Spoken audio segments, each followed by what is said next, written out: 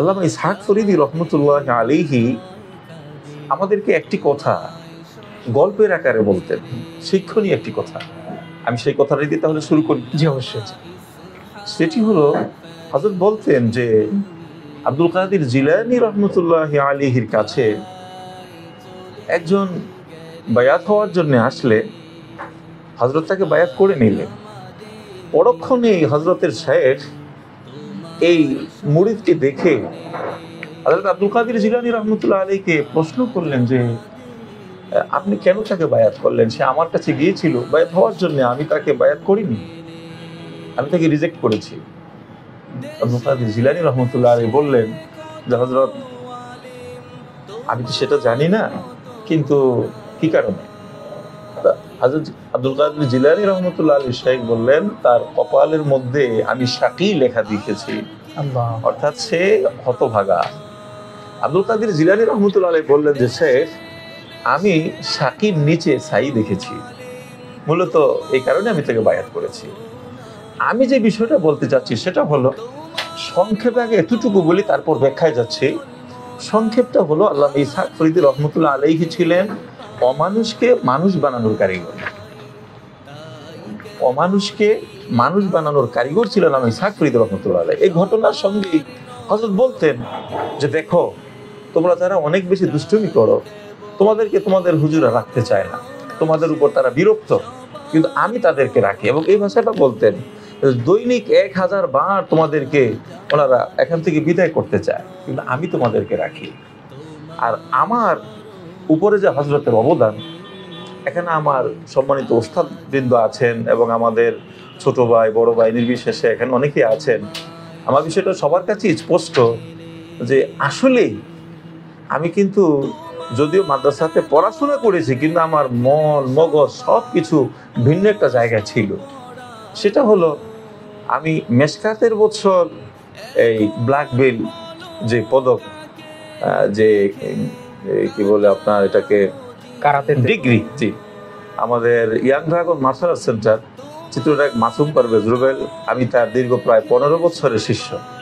15 বছরের সাধনার পর আমি সেই ব্ল্যাক বেল্ট ডিগ্রি অর্জন করি। এবং আফতাবনগরে আমার ক্লাব ছিল, আমার স্কুল ছিল, ফাইটার কারাতের স্কুল ছিল, এবং খিদমা হসপিটালের পিছনে আমার আরেকটি স্কুল ছিল। হযরত এগুলো সব জানতেন। বিশ্বের ব্যাপার হলো, আমার যেদিন ব্ল্যাক বেল্ট পরীক্ষা, সেদিন হযরত আমাকে নিয়ে গেলেন রামপুরা মাদ্রাসায়, এবং আমি বললাম যে হযরত, আমি যে আপনাকে সবচেয়ে বেশি ভালোবাসি তার প্রমাণ আজকে আমি দিলাম। জিজ্ঞেস করলেন কি সেটা? আমি বললাম, আমার দীর্ঘ 15 বছরের সাধনা, আজকে আমার ব্ল্যাক বেল্ট পরীক্ষা, সেটাকে কুরবান করে চলে এসেছি। হযরত তখন মুচকি হাসলেন। তো আসলে আমি একাধিকবার হুজুরকে বলেছি যে হুজুর, আপনি আমাকে ছেড়ে দেন, আমাকে দিয়ে হবে না, আমার অন্যদিকে লাইন ক্লিয়ার, আমি সেখানে চলে যাই। হুজুর আমাকে বলতেন যে না, থাকো থাকো, কাজ নিবে আল্লাহ তাআলা, কাজ করাবেন।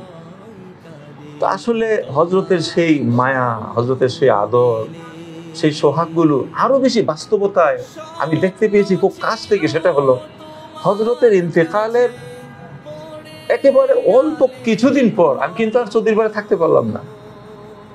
এটা তো বাস্তবতা যে আমাকে কে আগলে রেখেছিল, আল্লামা ইসহাক ফরিদী রহমতুল্লাহ আলাইহি। যখন হযরত নাই, তখন আর আমার থাকা হলো না। কিন্তু আসলে বলতে হয় কথা প্রসঙ্গে, সবাই যাকে ফেলে দিল, আর ইসহাক ফরিদী রহমতুল্লাহ আলাইহি যাকে সাই বলে বুকে টেনে নিল, মনে হয় আজকে আমাদের দ্বারা যদি কিছু খেদমত হয়ে থাকে, তাহলে এই খেদমতের জন্য পুরো ক্রেডিট আপনি কাকে দিবেন? আল্লামা ইসহাক ফরিদী রহমতুল্লাহ আলাইহি ছাড়া অন্য কাউকে চিন্তাই করতে পারি না। এবং হযরতের যে মায়া ছিল, একদিন হযরত আমাকে মারলেন, মারার পর আমি রাগ করে হযরতের কাছে যাই না, শিক্ষকবৃন্দের জন্য লক্ষণীয় বিষয়। পরক্ষণে হযরত আমাকে ডেকে কাছে নিয়ে বললেন, খুব ব্যথা পেয়েছো তাই না? তো আমি চুপ করে আছি, হযরত দিকে তাকাই না, মনে খুব রাগ, ছাত্র মানুষ। তারপর হযরত আমাকে বলতেছেন যে তুমি অনেক ব্যথা পেয়েছো তাই না, কিন্তু তোমার ব্যথা তো দেখানোর মতো, পিঠে দাগ, আর আমার ব্যথা কলিজায়, তোমাকে মেরে আমি কলিজায় ব্যথা পেয়েছি, দেখানোর আমার কোনো সুযোগ নেই। তো একজন শিক্ষক, একজন ওস্তাদ তার ছাত্রকে যখন এইভাবে, সর্বশেষ হযরত ইন্তেকালের পূর্বে আমাকে নাস্তা আনতে দিলেন সকালবেলায়, আমি 3টা পরোটা আনলাম। তো পরক্ষণে আমাদের মায়া ইনাদ ওস্তাদ নূর হক সাহেব হুজুর দামাত বারাকাতুহু হযরতের কামরায় ঢুকলেন। হযরত একটা পরোটা খেলেন এবং আমাকে একটা পরোটা দিলেন, আর একটা পরোটা তো হযরত আমাকে বলতেছেন তুমি এটা খাও।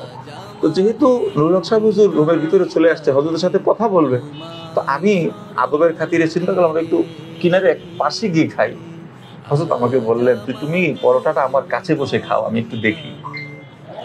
আচ্ছা, এই কথাটা কোন শিক্ষকের কথা না একজন দরুদি বাবার কথা? দরুদি বাবার কথা। তার মানে আল্লামা ইসহাক ফরিদী রহমতুল্লাহ আলাইহি আমাদেরকে যে ভালোবাসা, বাবার শাসন, মায়ের স্নেহ দিয়ে যেভাবে আমাদেরকে আগলে রেখেছেন, আজকে হযরতের সেই আদর সোহাগের কারণেই আমাদের দ্বারা দিনের কিছু খেদমত যদি আল্লাহ পাক কবুল করে থাকে। অনেক অনেক শুকরিয়া, অনেক অনেক শুকরিয়া। আসলে আল্লামা ইসহাক ফরিদী রহমতুল্লাহর স্মৃতি কথাগুলো শুনলে শেষ হবে না, রাত পেরিয়ে যাবে, সকাল হয়ে যাবে। আমরা চমৎকার কিছু স্মৃতি কথা শুনছিলাম। কোথায় চলে গেলে